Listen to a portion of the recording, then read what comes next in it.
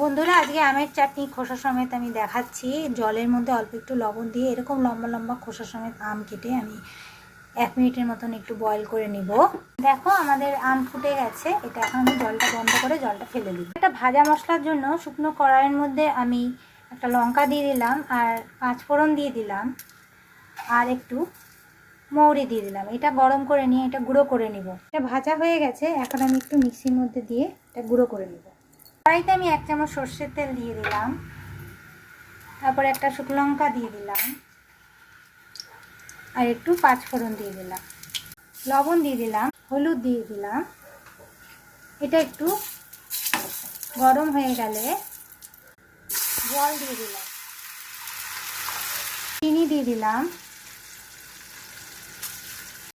গুঁড়ো গুড় দিয়ে দিলাম আমি এর মধ্যে। চিনিটা আপনাদের মতে দেবেন, পুরো চিনি দিয়েও বানাতে পারেন। আমি চিনি আর গুড় মিক্স করে বানাই।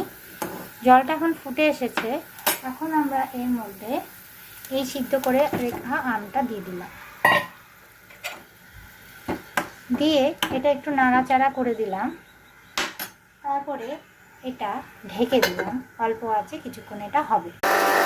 দেখতে পাচ্ছেন, এটা কিন্তু আমি পুরো ফাইন গুঁড়ো করিনি, একটু দরদরা আমি গুঁড়ো করেছি, একটু গোটা গোটা মতন আছে। এটা এরকম করে গুঁড়ো করে নিতে হবে। দেখো বন্ধুরা, আমাদের এই চাটনি রেডি। শেষের দিকে আমরা এই যে ভাজা মশলাটা করেছিলাম এটা আমরা দিয়ে দিলাম। এটা লাস্টের দিকে দিলেই ভালো লাগে আর খুবই টেস্ট লাগে। এই চাটনিটা বাড়িতে বানিয়ে তোমরা প্লিজ ট্রাই করো। আমার চ্যানেলকে লাইক করো, শেয়ার করো, সাবস্ক্রাইব করো, কমেন্ট করো প্লিজ। আজকে তাহলে রাখছি। দেখো কতটাই সুন্দর লাগছে দেখতে।